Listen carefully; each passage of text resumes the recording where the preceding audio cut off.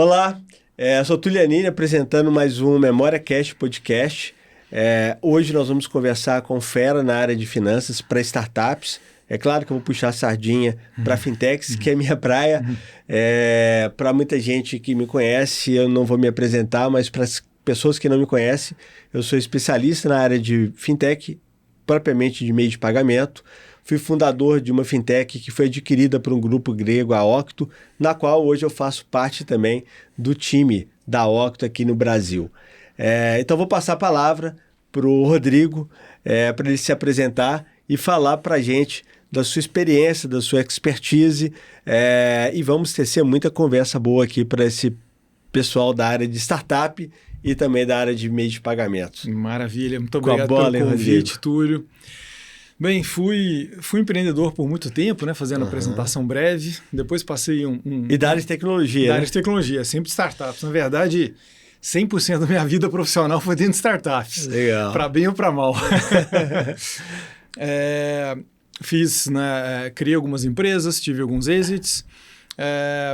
Depois de ter feito esse exit, resolvi passar um tempo no exterior. Passei 5 anos no Canadá, tendo uma experiência com o mercado americano, canadense, né, para realmente abrir esses horizontes, né, que é uma coisa que foi muito, muito rica mesmo, muito interessante. Depois de 5 anos passando frio lá no Canadá, eu resolvi voltar para o Brasil. Né? Hoje eu estou como CFO numa startup chamada Pingback, né? E atuo também como mentor no G4, professor na Dom Cabral e outras instituições. Legal. Qual que é a atividade da startup? A Pingback é uma startup de automação de marketing e geração de demanda. Ah, que legal. Uma ferramenta para marketing, para geração de lead, para vendas. Bacana. Conta pra gente aí o que te deixa entusiasmado nessa área financeira de startups, os pontos de atenção que você vê no meu segmento específico, né? Eu falo que as fintechs tiveram um boom ali de deal em 2021. Se pegar os números da própria Distrito, né? A gente vê esses gráficos muito bem, que teve um boom de deal e depois foi esfriando. Agora, mesmo assim, as fintechs ainda encabeçam o número de deal no país e até em outros países também, em relação a outros segmentos de startup. Mas muita coisa também foi sendo desmistificada durante esse período, né, Rodrigo? Então, eu queria que você falasse um pouquinho disso que você tem vivenciado nessa parte financeira das startups em geral. Pois é, Túlio, eu acho que o que mais, né, me empolga, né, e até o motivo para ter todo o que a gente chama de ecossistema, né, nessa área, né, venture capital e aceleradoras, essa confusão toda, é porque efetivamente o jogo nessa área ele é diferente, sabe?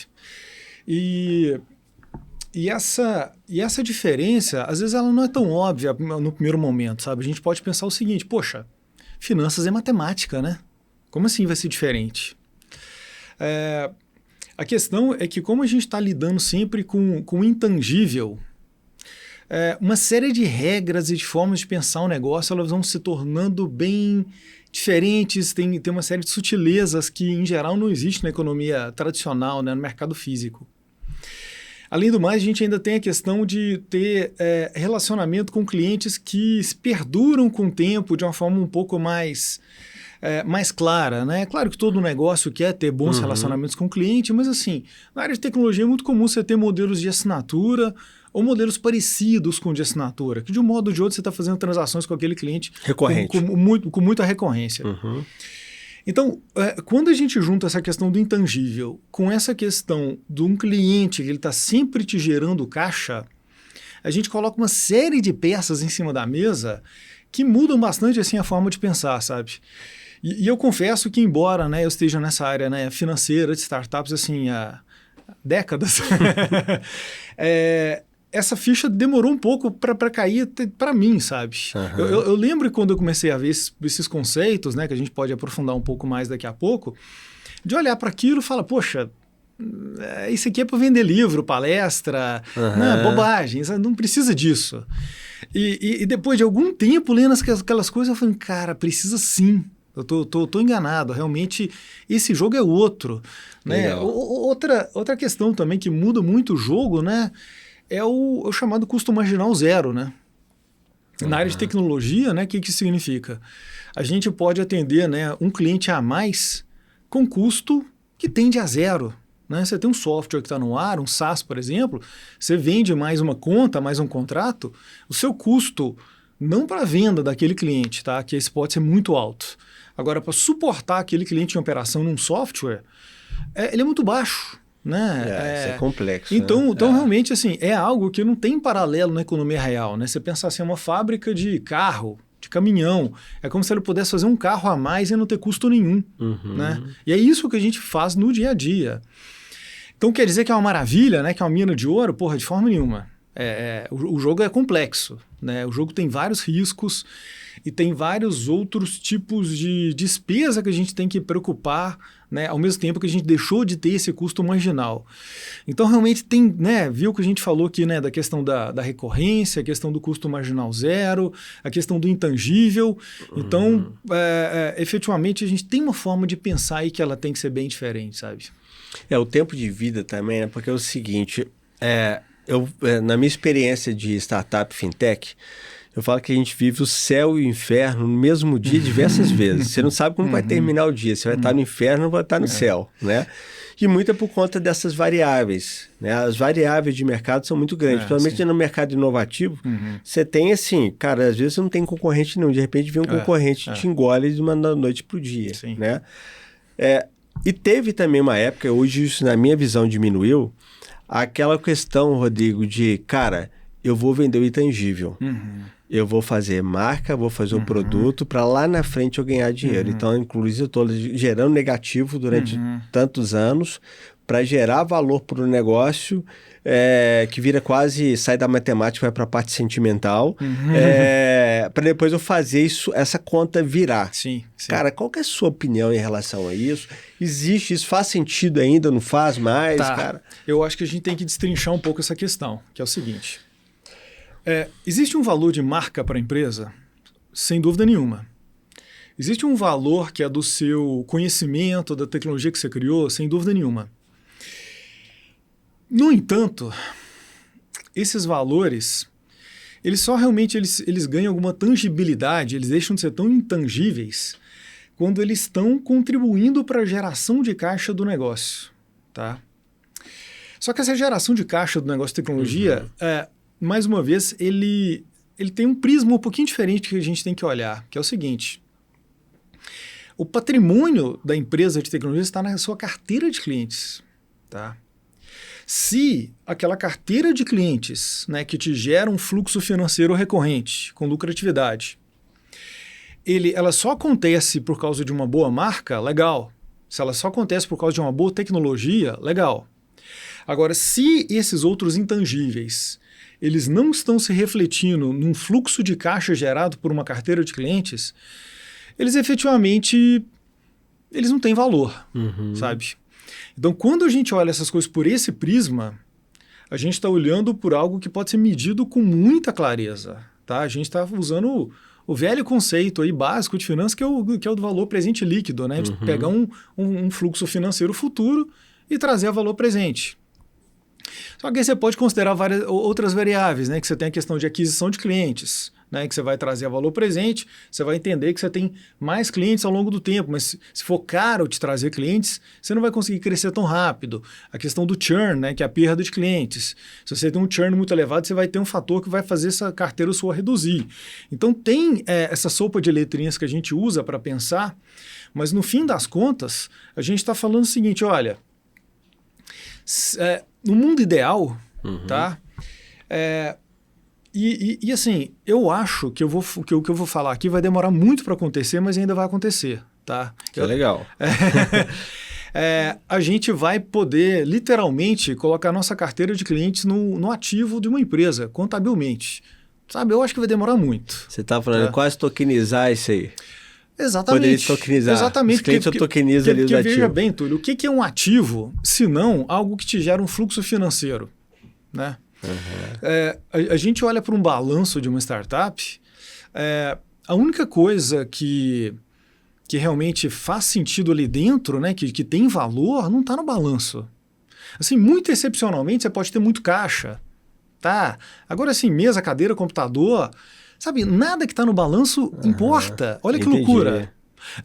Se a gente for pensar, né, o nosso pensamento financeiro tradicional, você vai falar assim, olha, qualquer empresa pode ser bem entendida com um bom relatório de fluxo de caixa, um DRE e um balanço. E agora eu estou chegando aqui para vocês dizendo não dá. A maioria das empresas de M&A que eu tive contato, a primeira coisa que vocês pediram, você manda o balanço. Olha, pois é, não é que ele é dispensável, mas já não é mais suficiente. Entendi, não é suficiente, não é quer dizer ele faz parte, não faz parte, com toda certeza, tem toda a sua importância, mas o que está faltando além desses 3 relatórios? E não é querendo complicar a vida não, é porque realmente é necessário.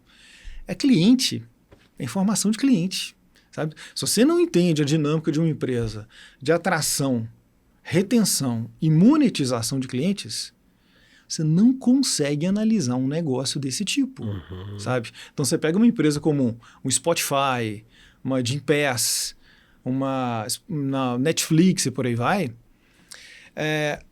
se você não tiver informação sobre a dinâmica de cliente dessas empresas, no mínimo você vai fazer uma análise muito grosseira, sabe? Muito grosseira. Porque é aí que está o ouro da empresa. Você falou, o ativo da empresa. É aí que está o principal ativo da empresa, sabe? Não está no balanço. Ele está no DRE? Também não, sabe? Porque é o seguinte, imagina, Túlio, que hoje você fez alguma ação, né, no seu negócio e trouxe 1000 clientes muito bons para o seu negócio, tá? A sua empresa passou a valer mais depois disso, tá? Agora eu vou olhar para o balanço e eu não vou encontrar nada. Eu vou olhar para o DRE, eu vou encontrar uma notícia ruim. Porque certamente para você trazer 1000 novos clientes, você gastou muito dinheiro. E vamos partir do pressuposto que você fez um bom negócio em atrair 1000 clientes, tá? Que você não foi essa correria como foi nos últimos anos de atrair cliente de forma cara. Não, vamos dizer que foi um bom negócio. Então você vai ter tido uma despesa no seu DRE e por fim, lá no seu relatório de fluxo de caixa, você vai ter tido uma saída de caixa, mas o seu negócio ele se torna mais valioso e você não consegue ver isso. Sabe? Não adianta você pensar no CAC, você não consegue render o cara. Você teve um CAC alto, né, acreditando que você vai ter esse ativo, mas não reteve, o churn matou sua... Exatamente. A gente tem que ter uma visão que ela literalmente ela é de futuro, sabe? E não só de passado, né? E quando a gente olha para esses documentos, a gente só está vendo o passado. E eu não estou querendo falar isso de uma forma assim romântica, idealista, sabe? Eu estou querendo dizer o seguinte, olha, na média eu tenho esse nível de retenção, tá? Então eu posso entender que dos clientes que chegaram aqui, eles vão ficar nesse ritmo aqui, nessa proporção, né, de churn. Então eu entendo que existe algo de futuro que eu trouxe para o meu negócio, tá? Que realmente essa questão que você trouxe, né? Que é da retenção, né? Da monetização, do custo de trazer o cliente, que são conceitos que, olha, eles poderiam ser usados em empresas da velha economia? Poderiam e, em geral, deveriam, sabe? Mas não são imprescindíveis.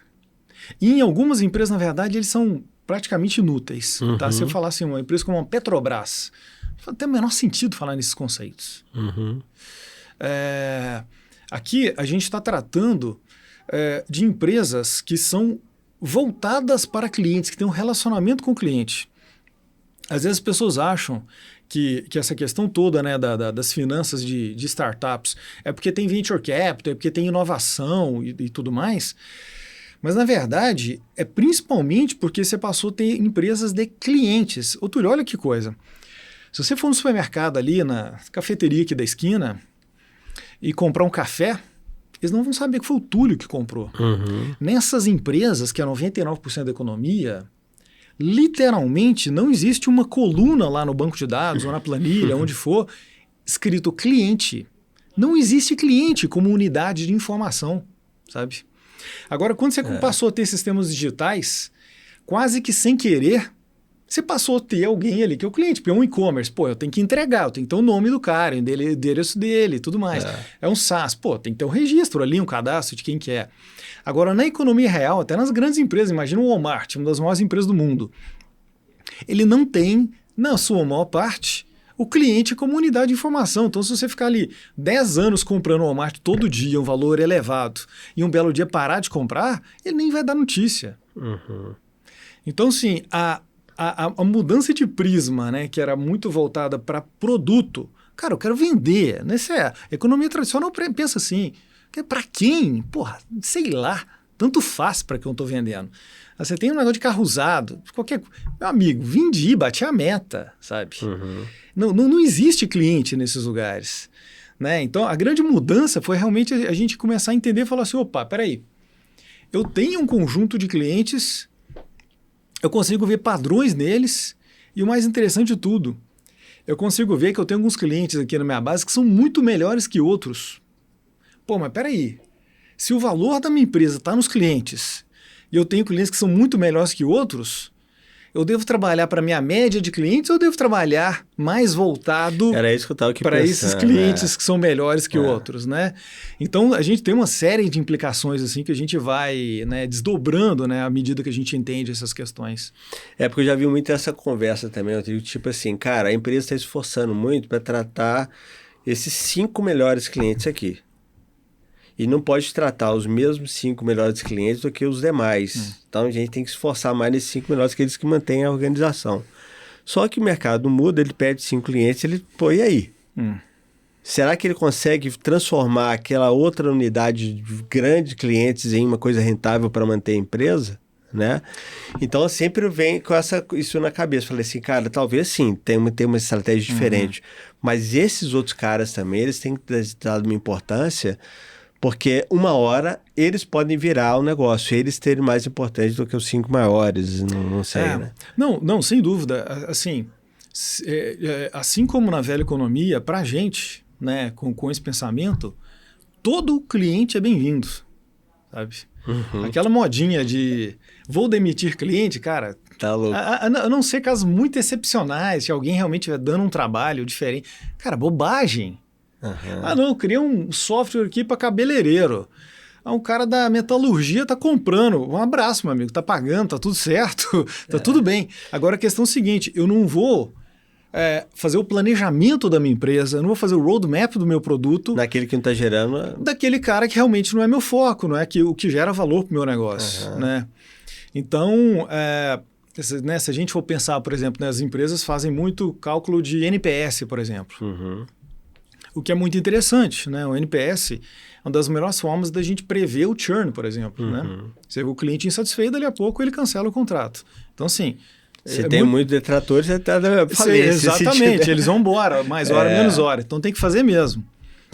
Mas tem uma questão que pouca gente pensa, é que é o seguinte, cara, você está pesando da mesma forma no NPS aqueles clientes que são dos seus sonhos, aqueles clientes assim, cara, eu criei minha empresa para esses caras, aqueles caras que pagam suas contas, e aqueles que não tem nada a ver, que caíram de paraquedas, você está preocupado com a opinião deles, sabe? Então tem muita empresa por aí que de repente está achando que seu NPS está baixo, mas se olhasse talvez para aqueles clientes que realmente importam, talvez eu descobrisse que não está tão baixo assim não, que está até bom. E veja bem, todo cliente é aceito, todo cliente é bem-vindo, todo cliente tem que ser bem tratado, mas o recurso da empresa é finito. Ele vai ser direcionado ou para né, um pensamento genérico de qualquer um da média, ou para os bons clientes. Então, poxa, o que a gente vai fazer, né? Naturalmente, tem que se direcionar para aqueles que realmente importam para a empresa, né? Então, na sua opinião, se eu tenho um cliente na minha base, ou um conjunto de clientes, que eles não estão gerando receita, deixa eles lá, não dispensa. Uma hora você consegue virar a base e ele mesmo, se não gerando receita, ele pode ser considerado um ativo. Sem dúvida, sem dúvida. Vamos pegar aqui exemplos da área financeira, por exemplo, Nubank, né? Ele passou anos sem gerar receita com a base e agora ele virou praticamente o jogo, né?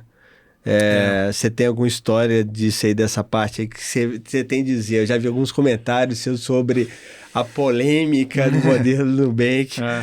O que você acha? Ele tem mais de 80 milhões de clientes, né, cara? O Nubank é um caso sensacional, né? Realmente é uma história inacreditável, assim.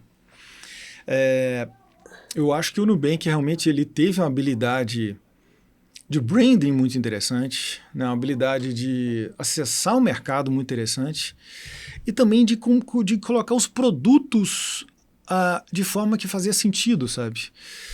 Né? Uhum. Então, por exemplo, né, antes de começar aqui, a gente está falando, né, que o Pix em si, ele não é um bom modelo de negócios, né?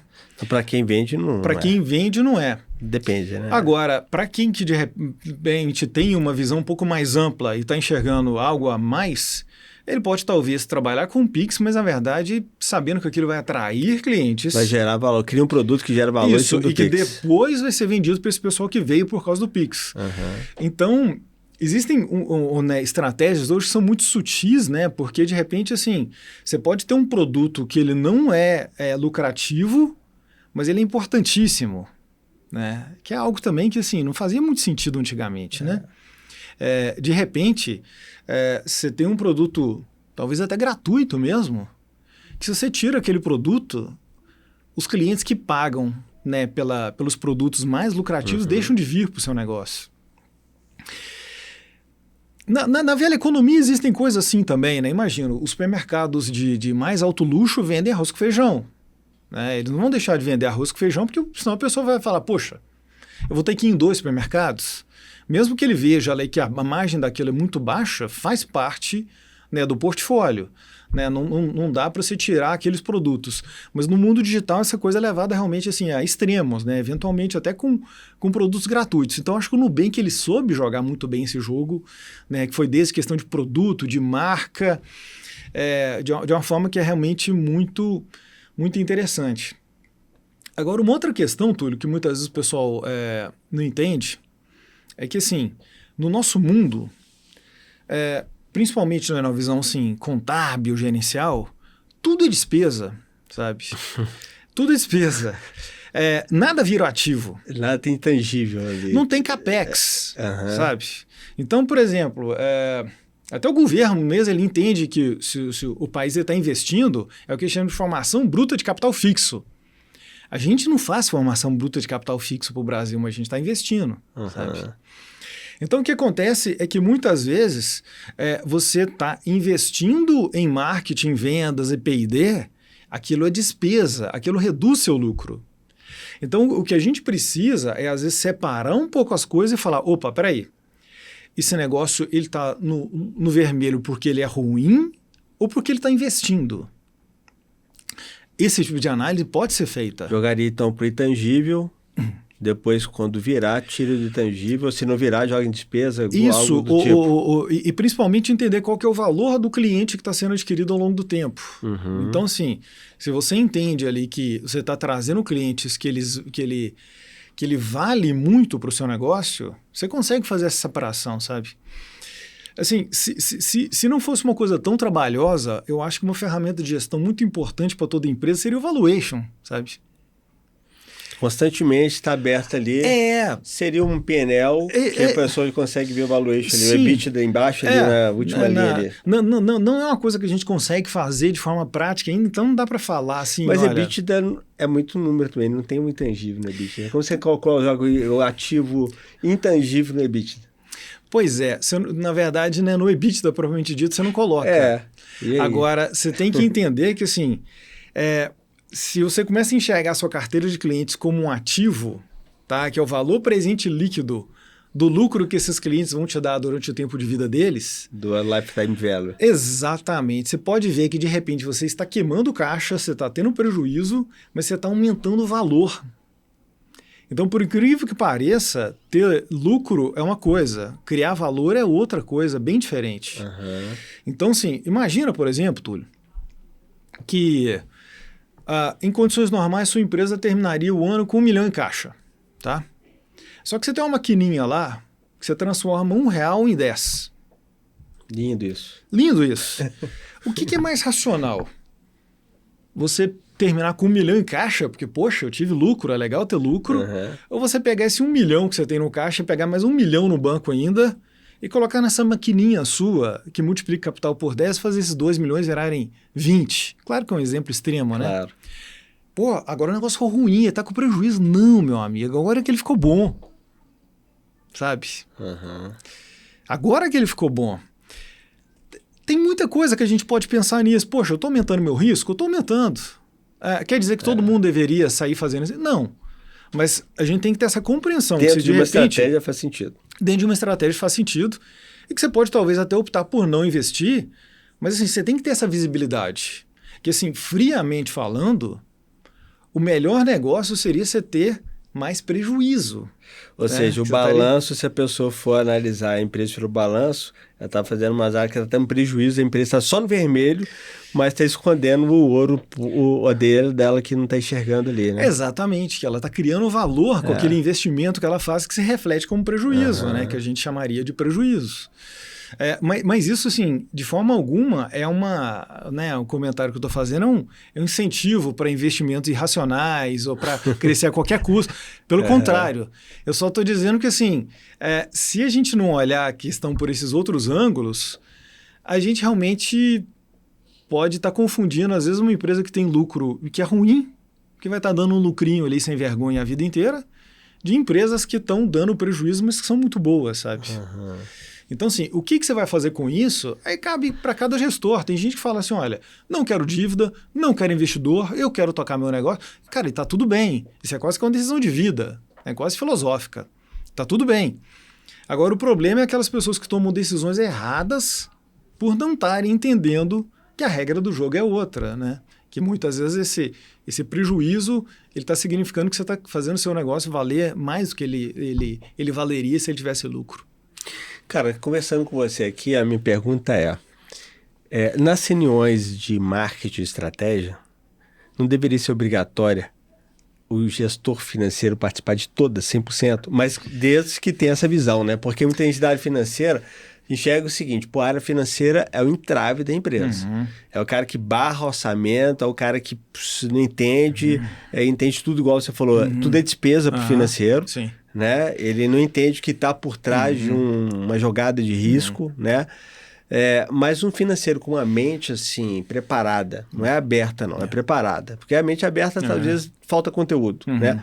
Uma mente preparada não seria essencial para uma conversa dessa?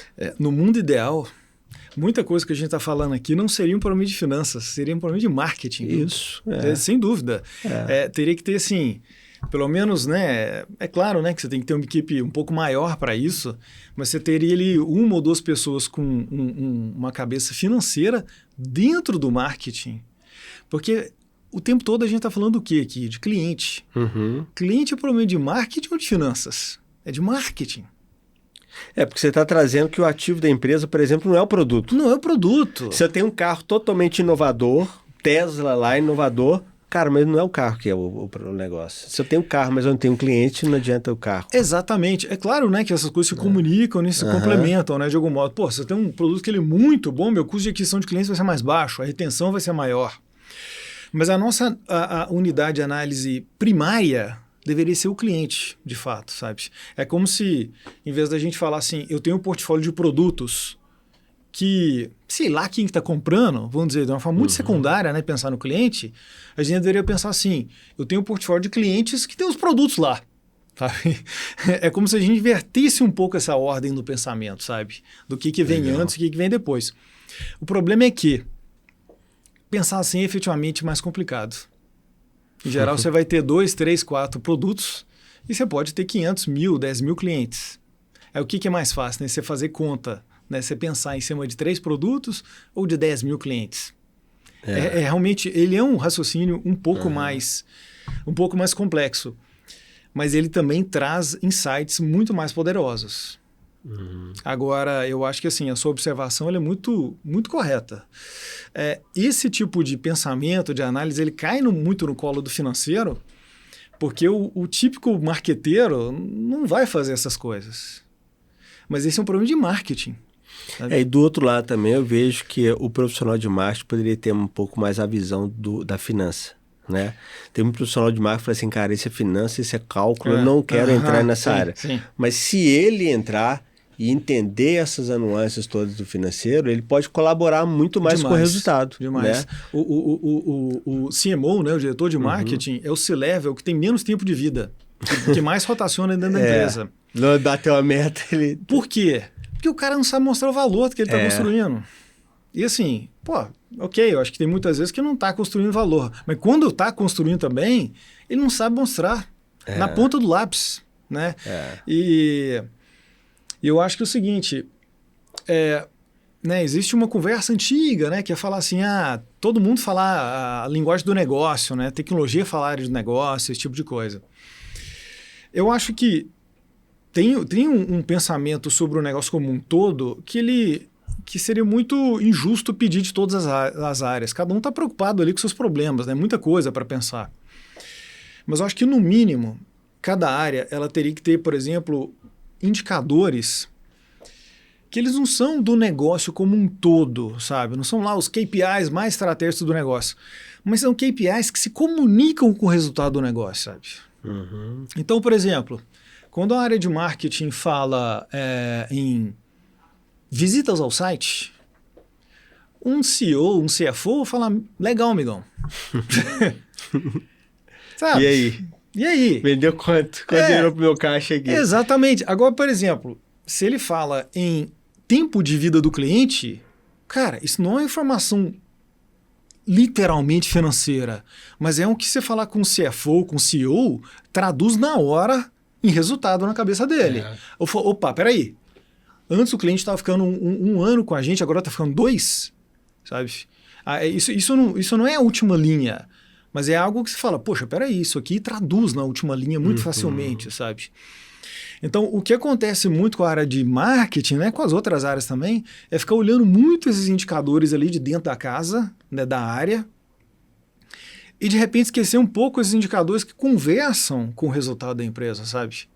Então, mais uma vez, eu acho que não dá para cobrar um pensamento de negócios estratégico de todo mundo, de todas as áreas, porque não dá, não é prático.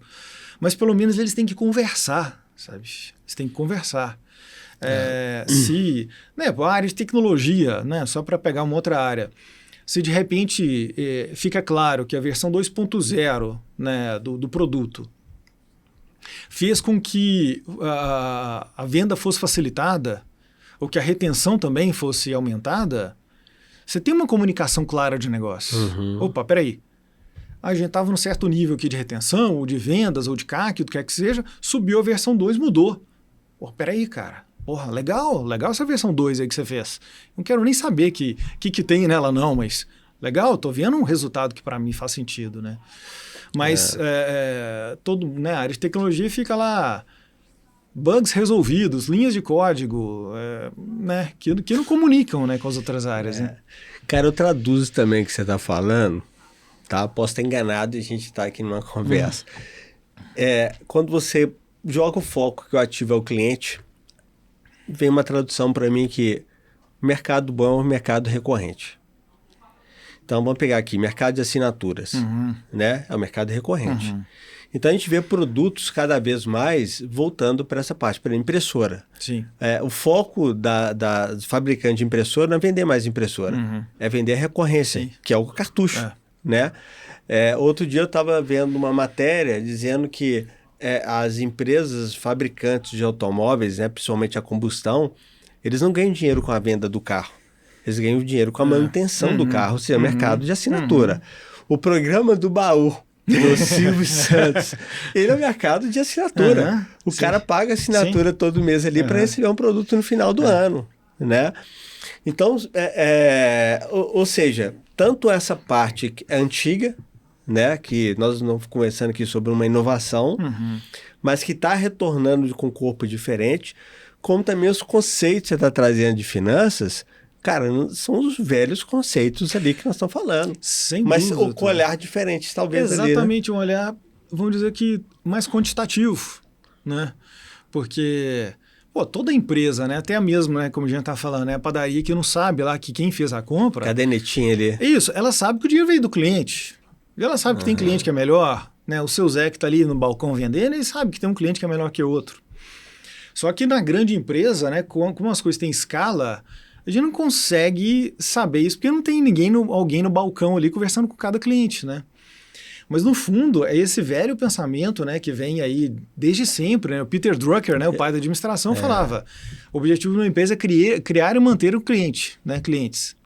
O Druck e o Kotler, né, também. Ele mudou agora o marketing 5.0, mas ele sempre fala isso. É a mesma coisa, né? Década de 90 veio a questão do NPS, né? O que ele até chamava que o único número que importa, né? Que é realmente, né, a satisfação do cliente e tudo mais. Então, é quase que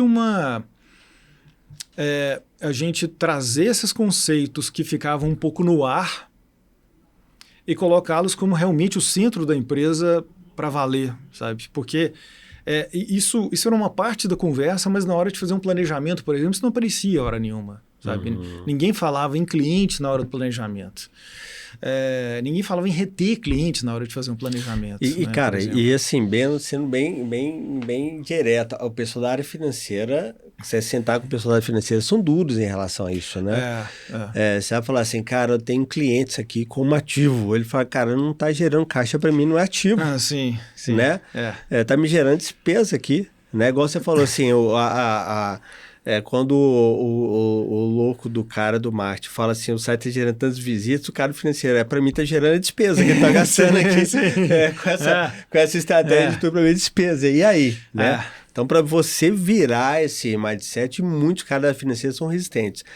Na sua visão, Rodrigo, isso tem mudado ou mas você tem deparado muito com essa visão ainda? Mesmo você trabalhando no mercado inovativo, que é o mercado de startups, que tem que ser a cabeça mais, né, preparada para isso, você lidar com muita gente da área financeira com essa mentalidade mais trancada ou você tem percebido uma diferença? E só para completar, você disse que o cara do marketing, ele tem que mudar o mindset também para ele mostrar a geração de valor, né? O cara da área também financeira, ele está disposto a abrir a cabeça dele para ver esse outro lado?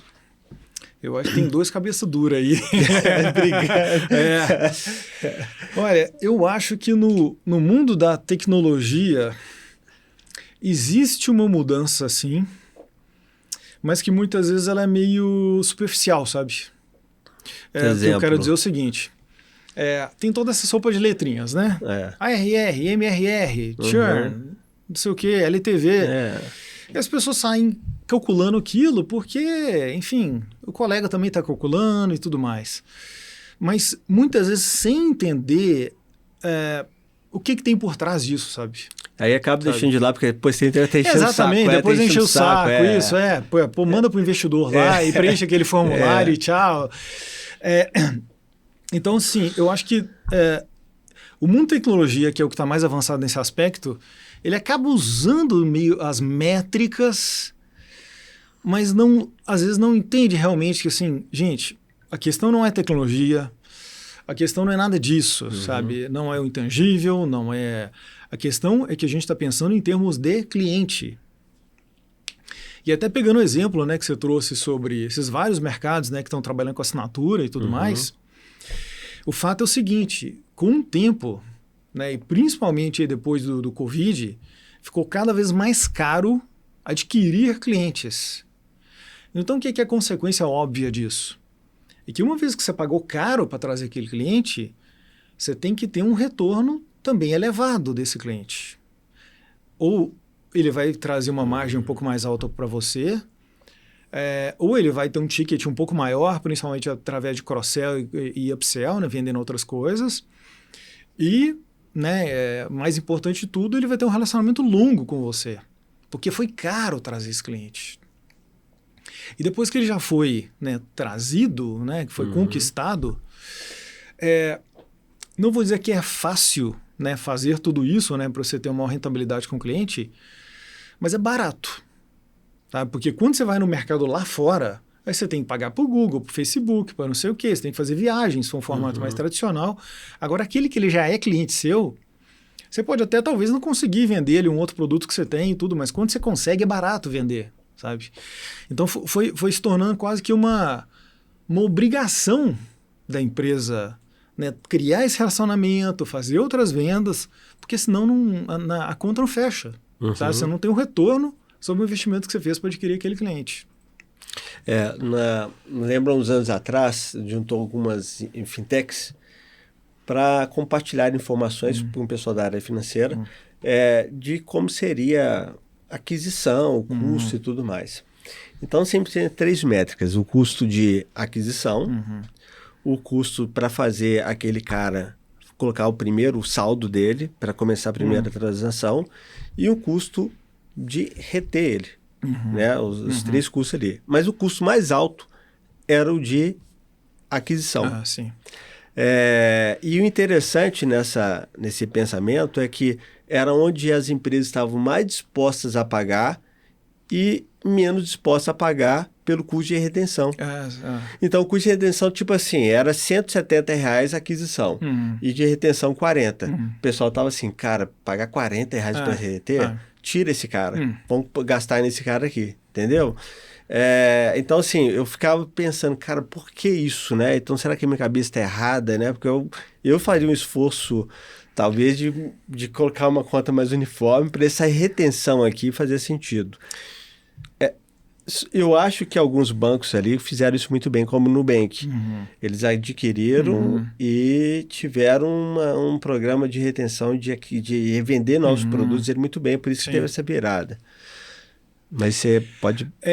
Pois não, eu acho que é exatamente isso. Como regra geral, é muito mais barato, né, reter, né, do que a gente adquirir novos clientes. Agora, abrindo um pouco assim, o leque, tá, e saindo um pouco dessa regra geral, o que pode acontecer muitas vezes também é o seguinte, né, como a gente comentou agora há pouco, você tem clientes que são muito melhores que outros. Tá? Então é sempre um risco a gente analisar os clientes como se fosse uma coisa homogênea. Então, eventualmente, você pode ter clientes que você adquiriu que não vale tanto a pena você investir na retenção. Mas aí a gente está fazendo... Mas você deixa ele lá como ativo e depois, exatamente, se difícil, vai cancelar ele ou não. Enquanto ele quiser ficar, ele é bem-vindo, está tudo certo. Mas você olha para o valor que ele está te gerando e quanto que, né, seria necessário investir, né, na retenção dele, você fala, poxa, essa conta não fecha. Mas essa é uma análise, vamos dizer assim, um pouco mais fina, sabe? De realmente entender cada um dos clientes que realmente já é uma análise que poucas empresas, né, estão prontas para fazer. Agora, como regra geral, né, não tem dúvida, né, aquele velho ditado, né, mais fácil você vender para quem já é seu cliente do que para quem ainda não é. Mas existem exceções. Exceções. Às vezes é um mau negócio você ficar investindo em certos clientes, né? Como diria aquele filósofo do Chan, pau que nas tortas nunca se endireita, né? Pô, isso aí é bem filosófico. Isso é bem filosófico. E o cliente que ele chega para você, ele já tem uma característica dele, tá? Que pouco importa o que você faz com relação ao cliente, sabe? Às vezes ele é intrinsecamente ruim para o seu negócio. É aquele limão que você aperta, não sai nada, só uma gotinha ali, sabe? Então, existem certos clientes que também não adianta investir demais. O pessoal, às vezes, por exemplo, joga uma culpa no CS, né, no Customer Success, que pode ser um pouco injusta, sabe? Porque tem certos clientes que eles não têm um encaixe bom com o negócio. O produto não dá aderência imediata. Sabe? Então eles vão embora. Então, vamos dizer assim, se é para colocar a culpa em alguém, de quem que é a culpa num caso desse? Produto? Talvez até mais marketing e vendas, que vendeu para a pessoa errada, sabe? Entendi. Né? De repente, é claro que assim, né, vendas não é engenharia, né? Não é linha de produção da Toyota. Então, toda venda você vai trazer clientes que não são do seu perfil ideal. Essa é a vida real, né? Não adianta. No entanto, se você está com o canhão virado para o lado errado, aí você vai criar problema para sua empresa. Uma coisa é você falar assim, olha, eu fui pescar e fui para aquele ponto realmente que você pega peixe bom. Aí lá no meio, pegando lá, usando rede, usando arpão para pegar exatamente aquele peixe, mas usa uma rede também. Você pegou um pneu. Peguei um pneu, pegou uns peixinhos pequenos, tá? Cara, faz parte, não tem jeito. Agora outra coisa é assim, não, você foi para aquele ponto lá que só tem piaba. Não, aí você vai ter problema no seu negócio. Né? Então uma coisa é você colocar todos os seus esforços para atrair bons clientes e no meio disso, né, encontrar alguns clientes que não são tão interessantes, não tem jeito. Isso é impossível, né, você fugir disso. E outra coisa é você ir para um lugar que só tem cliente que não é do seu perfil. aí realmente você vai estar fazendo uma alocação de recursos da sua empresa muito ruim, né? Eu observo, Rodrigo, o seguinte, como você está tratando muito esse assunto nesse nível, eu acredito que nesses seus trabalhos de consultoria, de mentoria com os profissionais, você deve ouvir muito esse tipo de falha ainda, né? Eu queria te perguntar o seguinte, qual que é você sentar, você olhar ali para a câmera e dar um recado para o pessoal da área de dois públicos. Para o empresário de startup, o investidor de startup e tal, e para o outro público, que é o cara que está cuidando de finanças de startups. Qual recado você dá para esse cara hoje em relação ao olhar do business que eles podem estar fazendo assim, diferente na maioria que você tem acompanhado ali nos seus estudos e mentorias?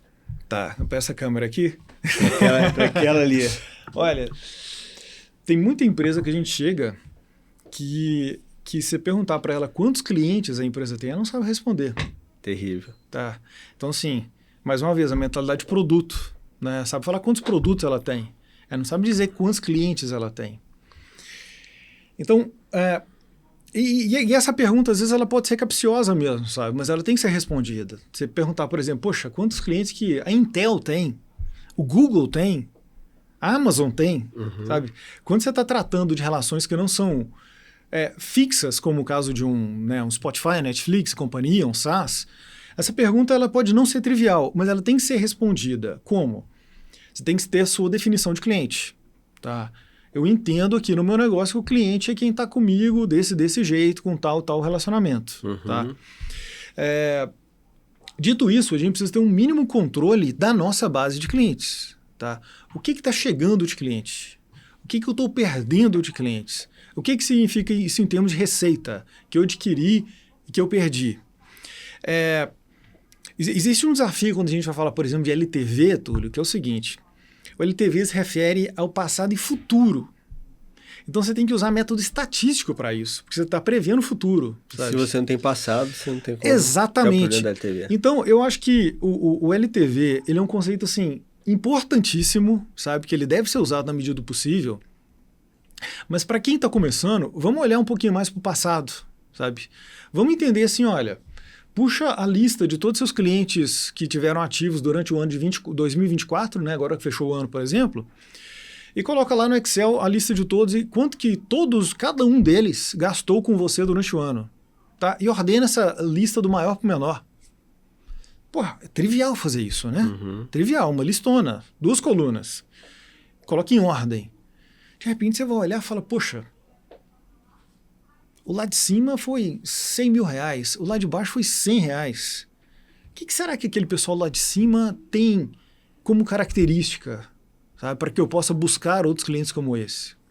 O que foi feito que pescou o cliente grande? Exatamente. Que campanha que trouxe esse pessoal e que campanha que trouxe esse pessoal lá de baixo, sabe? Então, acho que a primeira coisa é realmente começar a ter esse tipo de análise básica de cliente, sabe? Mais uma vez, isso não é DRE, isso não é balanço, isso não é fluxo de caixa, é cliente. Sabe? Mas a empresa está começando hoje, ela não vai ter medição. A empresa que está começando hoje, ela realmente não tem medição, então o que ela pode trabalhar são com bons benchmarks de mercado. Então, o benchmark de mercado ele é o... E aí você fala, poxa, o meu caso é diferente, talvez seja, mas começou agora, o que a gente vai fazer? Tem que pegar alguma coisa. Então, o que não dá é para a empresa falar, por exemplo, olha, o meu churn aqui vai ser de 0,1%, a gente olha para a média da indústria dela é de 5%. Você fala, meu amigo, você realmente é o novo Steve Jobs? Ou tem alguma coisa muito errada nesse modelo? Então, assim, não é que a gente saiba o que vai acontecer no novo negócio. Mas quando você olha para as unidades fundamentais daquele negócio, eles estão muito fora dos parâmetros gerais de mercado, alguma coisa cheira mal, né? Então, para a empresa iniciante, é realmente fazer essa modelagem no negócio que ela é mais bottom-up, né? De baixo para cima, aquisição, retenção, monetização de clientes, frequência de compra. Isso te leva a praticamente tudo que você tem dentro do negócio. Você tem que ter alguma informação a mais, mas sim, custo fixo, né? São uma margem de contribuição, mas que são informações que não são tão difíceis, né, de serem obtidas. E aí você cria todo o seu planejamento, todo o seu orçamento com base nisso. Uhum. Agora, se você partiu de premissas que estão muito fora, né, da média, pô, talvez você esteja certo, mas você tem que ter um motivo para isso, né? Você tem que ter um motivo para você ser 10 vezes melhor do que a média de mercado. Então, né, aí que a gente tem que partir mais o nosso pensamento. Cara, tem muita coisa para conversar, pensando aqui, nossa, uma coisa, dá vontade de puxar um assunto aí, ó, você vai emendando com outro e aí a gente vai. Rodrigo, hoje como as pessoas podem encontrar o Rodrigo, como que é o seu trabalho com a G4 Company, que é uma referência, né, hoje no país de educação exponencial, e eu até arrisco dizer que a G4 também se tornou uma empresa de assinatura, né, de venda recorrente. Fala pra gente aí como encontrar e uma dica e perspectiva de futuro que você vê para as startups, com essa nuance financeira, o que você vê de futuro, de tendência, e como encontrar o Rodrigo, como você tem ajudado essas startups, essas empresas a alavancarem os negócios. Não, beleza. Então, começando aí pela questão de mercado, acho que assim, nos últimos anos, com o aumento da taxa de juros aí, né, principalmente americana, né, que foi de, sei lá, praticamente zero para algo próximo de 5%, né, 4%, alguma coisa assim. O que aconteceu é que a maré baixou, né? O dinheiro secou. E aí, quando, né, acontece isso, a gente tem que fazer as coisas um pouco mais a sério, né? Não tem tanta abundância financeira. Então, eu não tenho dúvida que cada vez mais a gente vai ter que entender melhor o que a gente está fazendo, sabe? A gente vai ter que levar mais a sério as coisas. Né? Na abundância você pode brincar, você pode desperdiçar. Agora, quando o recurso é escasso, né, você tem que ter um pouco mais de clareza do que você está fazendo. E né, como a gente comentou, realmente essa é uma forma de pensar que ela é um pouco diferente. Ela não é tão complexa, sabe? Ela tem muitas siglas, algumas coisas, mas ela não é tão complexa. Mas tem algumas viradas de chave meio conceituais que o mercado tem que dar, sabe? Tanto a nova economia quanto a velha economia. E né, essa que é a questão que eu lido aí no dia a dia. E para quem quer me encontrar, estou aí nas principais redes sociais, Twitter, LinkedIn, Telegram e companhia. É só buscar aí Rodrigo Fernandes aí nas redes sociais que vocês vão me encontrar. Algumas instituições aí também que eu participo, né, como o caso do G4. Eu acho que não é muito difícil me encontrar por aí, não. Legal. No G4 você dá mentoria da área financeira também? Sim. Para startups? No caso de G4 não tem um foco muito exclusivo em startups, então acaba sendo mais para... Mais amplo. Mais amplo mesmo, para empresas em geral. Rodrigo, show de bola, né? A gente se conhece já há algumas décadas também. Dias aí. Né? É incrível ver a evolução sua da performance, principalmente nessa área financeira, segurança. Por isso que eu falei assim, cara, tem que conversar com o Rodrigo. E eu tenho tido o prazer de trocar experiências aqui nessa mesa, bem bacanas, e você é uma delas. Mais uma vez, obrigado. Eu que agradeço sucesso o convite. pelo trabalho. Eu que agradeço o convite, sempre um prazer. Tá joia. Obrigado, Rodrigo.